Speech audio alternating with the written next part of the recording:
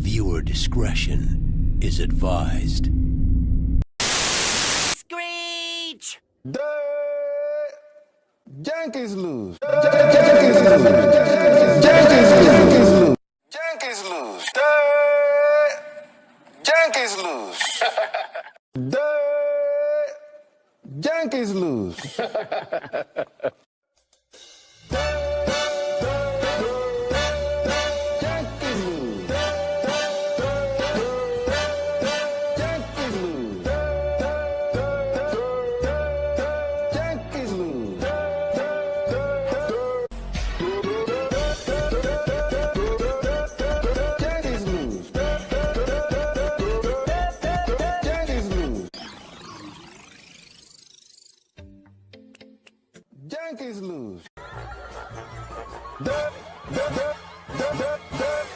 Jankees lose. Jankees lose. Jankees lose.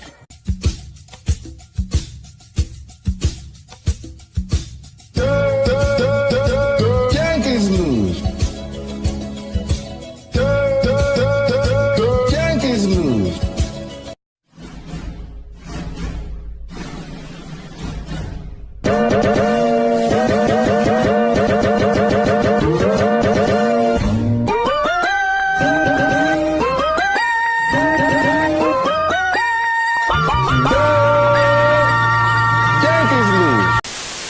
The New York Yankees. I speak for everyone who is not a New York Yankee fan. Fuck the Yankees.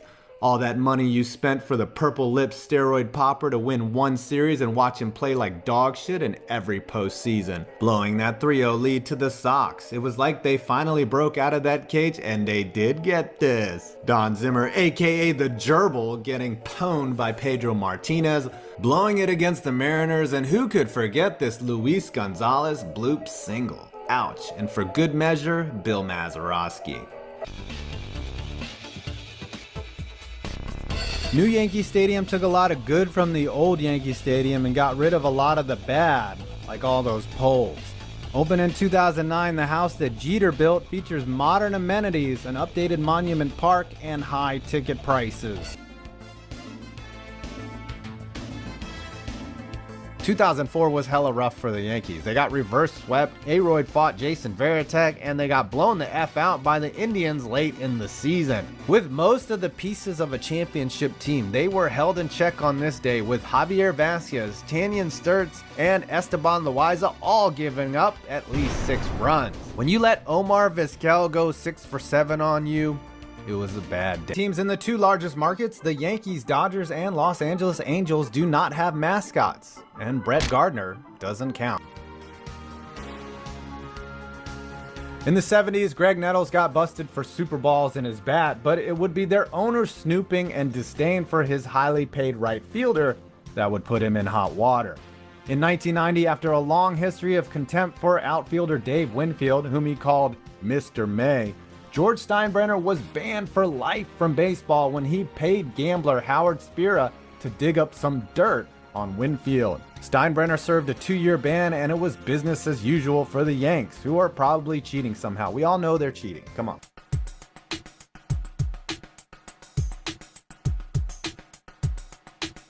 The house that Ruth built was an iconic stadium that was painfully demolished in 2009, with Yankee Stadium 2 constructed several hundred yards away. Today, the former stadium grounds are called Heritage Park, with the old diamond still outlined in the grass, so Yankee fans can recreate the arguments between Billy Martin and Reggie Jackson right where they happened.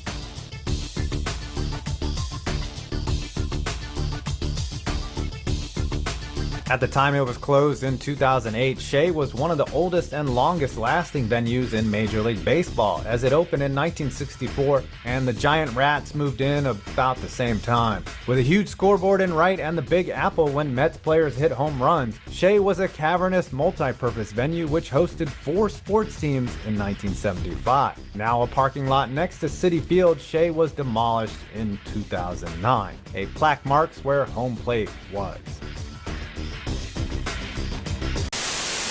World of sports, most men are sculpted like gods and chiseled from marble. To become legendary, you will have to dedicate yourself as an artist to his canvas. Seeing these physiques makes us feel inferior. Such a frame is unattainable for many of us. The world needs those that look average. Inspirations to the most slovenly. Who do we really idolize? Every man! The common man needed a hero. Babe Ruth was the OG. Born as George Herman Ruth in 1895, he came from humble beginnings. Smoking, chewing tobacco, and heckling authority figures. At the age of 7. Derelict! Fortunately for us, George traded in his chewing tobacco for a baseball glove. Minus trading in the chewing tobacco. And he was very good at the game for our wonderful pleasure. Signed by the Boston Red Sox, he turned into a fantastic two-way player.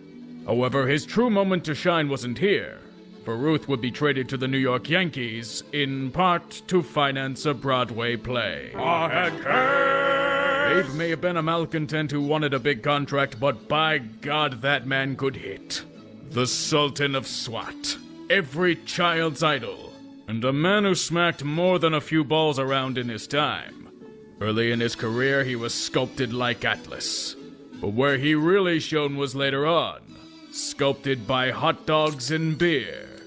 In the middle of game. His appetite for life was second to none. The Babe could out-hit, out-eat, out-drink, and out-fuck all of us combined. He gorged at the trough of the gods.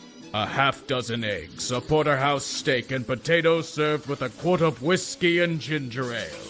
That was what he called breakfast. Food wasn't the only thing he enjoyed. He desired the tastiest delicacy of them all. Women. He was far from picky. Babe wouldn't just try to hit for the cycle during games, but wherever there lay a brothel. He was equal opportunity with his fucking. If she had a vagina, he wanted it for a night. STD! He also happened to be pretty good at that whole baseball thing. His portly frame might be known to this day, but he still hit for tremendous power. A 10-time home run king, and career leader in slugging percentage and OPS. He even tried to steal home 10 times in his career. He's proof that anyone can accomplish the impossible, and enjoy the fruits of life on the side. Father Time takes us all, but in the case of the Babe, well, heroes live forever, but legends never die. He may have passed at the age of 53, but his legend will live on. Eating, drinking, and whoring his way to greatness. Which is why Babe Ruth is an inspiration to us all. And one of sports' most beloved every man!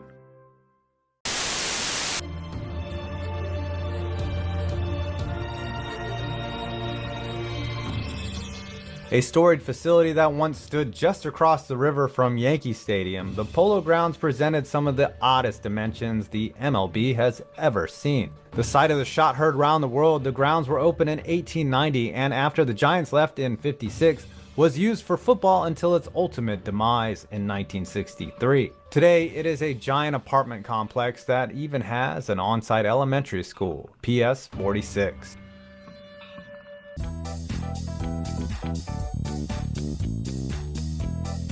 Located near Raymond James Stadium and the Tampa Bay Airport, George Steinbrenner Field is a scaled-down copy of Yankee Stadium, replete with similar architecture and signage. It only seats about 1/4 of that of Yankee Stadium, though. I'd say it's a pretty grand accomplishment shrinking down Yankee Stadium. However, you will not be able to shrink down the anger if you tell a Yankee fan Pete Alonso is better than Aaron Judge.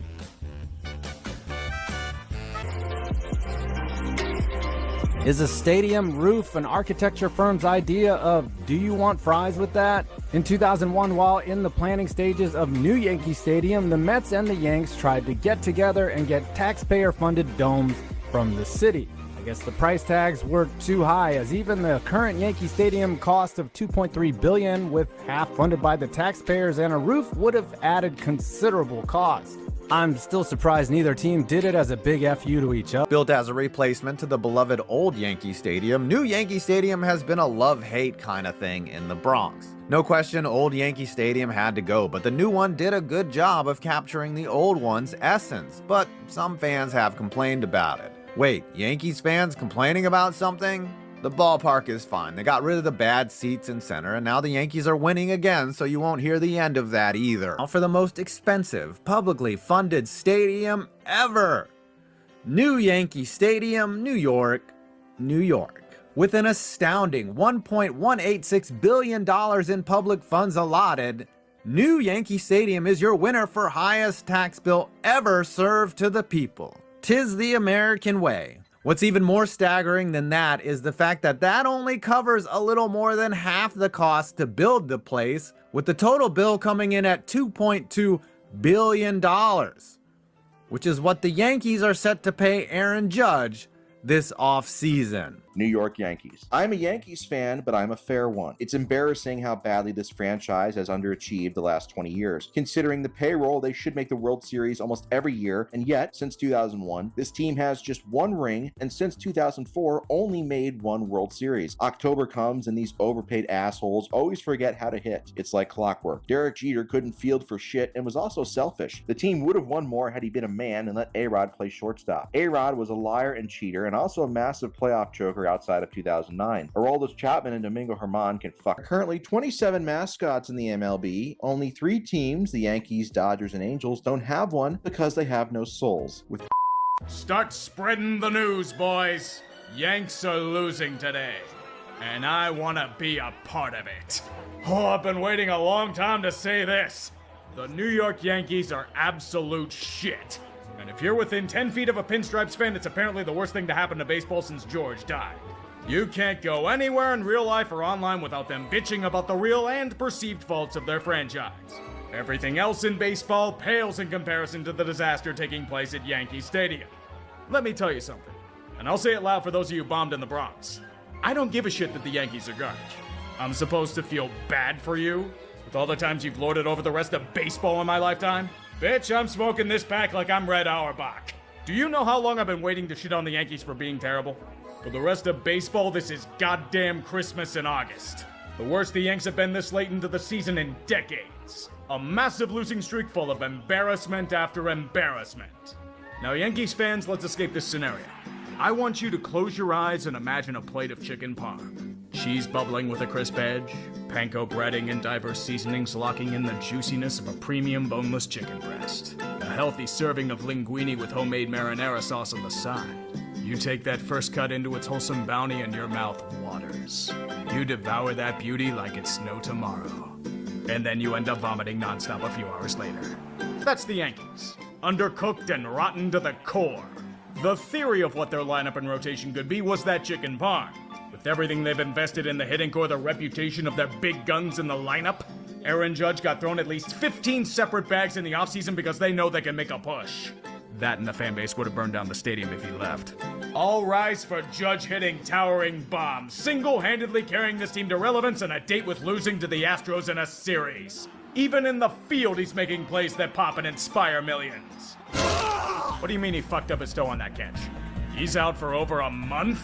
The Yankees have other pieces that can pick up the slack, right? Yankees, you spend all this money and have nothing else? Really? What happened to savages in the fucking box? All that hoopla? A murderous row of butchered hopes and dreams. Anthony Rizzo goes from competent to absolute shit overnight and you don't wonder if something's wrong with him? For months? Good God, it's like a player who loses all his power and can't time anything for shit might have an undiagnosed concussion.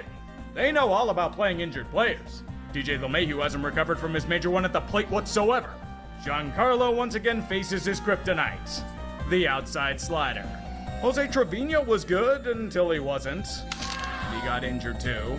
Master Bader looks lost at the plate. Josh Donaldson is still fucking penciled in the lineup like he's Jeets in his final year. Even Gleyber Torres has regressed significantly. How depressing is it? One of the team's best hitters this year is Isaiah Kiner Falefa, someone that Yankees fans wanted publicly hung for treason last year. Don't worry though, the turnaround is coming, because they're driving into a brick wall. As for the starting pitching, it's Garrett Cole. Literally just Garrett Cole. It's dire. The second best pitcher on the staff right now is Clark Schmidt. If Giancarlo had his kryptonite, the pitching staff in its entirety has pissed off an ancient god. Carlos Rodon looked like a great signing at the time. Only great this year and how often he's been on the IL. At least he's played. Frankie Montas magically brought Oakland shit with him when he was traded here. And he hasn't even pitched in a game this year. And same goes for Efros and Trevino. Yeah, you remember they were supposed to be on the team? Luis Severino went from the next superstar to making every hitter that faces him look like one. Domingo Germán threw a perfect game against a glorified AAA team. And now he's earned a one-way ticket to AA. They do have Nestor Cortez and his fantastic mustache. But the most notable thing he's done this year is prematurely called the Red Sox rivalry dead. What happened? Oh no, how terrible. That's just awful. How terrible. Oh no. This is a team that has lost its core identity. The baseball world needs villains. And let's be honest, the Yankees haven't been that in a long time. They've been usurped in nearly every facet. Winning regularly, throwing money at every superstar that breathes, and being the poster child of hate. But we're supposed to take your side because the Astros cheated in 2017. Boo-hoo, they're treating you like you treat Minnesota. It's the greatest injustice of our time. You guys were cheating that year too. I'm not the biggest Aaron Boone fan in the world. I think he over-relies on small balls, say when his team's down by 4, and his tactics leave some questions. But here, can you really blame him for how bad the team's gotten? The hitting coach has already been fired for Sean Casey, which has worked very well if you can't tell. He's probably going to be the next scapegoat, but what can he do? He can't make the pitching staff suddenly become healthy. He couldn't predict Aaron Judge would be out for that long. Probably isn't even the one making the lineup most nights. That's probably coming from the men above him. Brian Cashman is apparently untouchable in this organization. They could find a dead body in the trunk of his car and the Yankees would probably extend him for another 5 years. Daddy loved Brian back in '96. You can't break an old classic like that. Just let the man work his magic and call it a day. Once you understand Cashman's MO, it all makes sense. The Yankees no longer make decisions based on winning or upside. They make them based on ego. Everything that Cashman and company do is merely to prove that the way they do things are justified. That's why they double and triple down on every move. Why the hell do you think Donaldson and IKF keep getting at bats? Remember when Greg Bird was shoved in New York's lineup for 5 years straight? Oh, they tried their hardest to make him a thing. That's why their future game plan is literally just Anthony Volpe. They'll rush him to the majors and make him the new cheater come hell or high water. So far, he is holding his own. But that's more in spite of the Yankees. Trades? Who needs those? They can get some pieces off the scrap heap. Cashman worked magic 5 years ago with Urshela and Talkman and Mike Ford, so that means it'll work again. Giving a beast to prospects like Peraza and Florial. Sorry, kids, we needed to give those to Billy Bombs, Greg Allen, and Ben Rothfeld. Maybe they can call up Franchi again, too. If they need to keep burying the prospects, there's a nice piece Baltimore has that they could use. What's his name again, Aaron Hicks? Falling apart in a second go-around should help him out. The roster construction is borked. It's an all-power lineup that isn't even hitting for power. Losing Donaldson to injury was probably a sad day for the franchise. They can no longer plug him in for a typical 0-for-3 day. If George were still alive to see this, he would have fired everyone at least 5 times over. Exhume Billy Martin's corpse, fire him, burn him in effigy outside the stadium, and then fire him again. You are literally the second iteration of Yankee Stadium. It's the same in the exterior down to a T, but it's so soulless. Sucking the passion and heart out of everything that made this franchise what it was. Going through the motions and pretending that every achievement needs to get a goddamn parade. Start spreading the news! Aaron Judge hit 62! The Yankees may have fallen to shit in the playoffs to Houston again, but the real records are broken outside the win column. Hal Steinbrenner isn't George. He doesn't have anywhere near the passion for sport nor the itch to meddle in team affairs like he did. Like most sons of great owners, he's about the bottom line. And with the Yankees, you could piss on fans above will call and still sell at the stadium most nights. Why try to go deep when good enough will get you profit? Fans want Cashman and Boone gone yesterday, but that will cost money to do. Besides, they're doing good enough. No reason to rock the boat and think, you know, maybe our team needs to overhaul how we do things. At this point, all I've done is scratch the surface, but is there much reason to go deeper? Nearly every conceivable metric will show you that the Yankees are a mess. Pieces litter throughout the roster, but nothing that signifies a formidable team. A vision that only exists for vanity and an execution that only exists to put a bullet in the team's head. The team's assembled full of injury-prone players, and you're shocked that they're all injured? Hello? It's right in fucking front of you! They're useless without Aaron Judge. They're useless without Garrett Cole. This is supposed to be a contender? The only thing they're contending for is baseball's piñata. You yearn for George Steinbrenner, yet you'll receive George Costanza. In fact, I lied. Costanza would unironically run this team better than the schmuck's doing it right now. Yankees fans, that's why you're completely justified in being distraught over this team. But as a Pens fan, I'll warn you. No one cares for your plight. In fact, you're the same fuckers who told me to suck it up and deal with it when Ron Hextall was whacking this team with a crowbar. And I'll respond in kind. Oh, but Tree, the Yankees have expectations. They're supposed to be good. It's the worst situation in baseball. See, this is the kind of shit that makes the rest of us hate you. Hal might be worthless as an owner, but in the grand scheme, he's not even in the league's bottom 10. Oakland's going to lose their franchise. Baltimore's and Milwaukee's are getting a shakedown from theirs. The Angels are about to lose a generational talent. The White Sox exist, and Cincy's owners literally can't shut the hell up, but your situation is the worst. Oh no, let me cry into your endless pieces of metal behind center field. You can afford to be legitimately bad for a season or two. Welcome to the rest of baseball. Join us in the pile of misery. We kept a seat warm for you.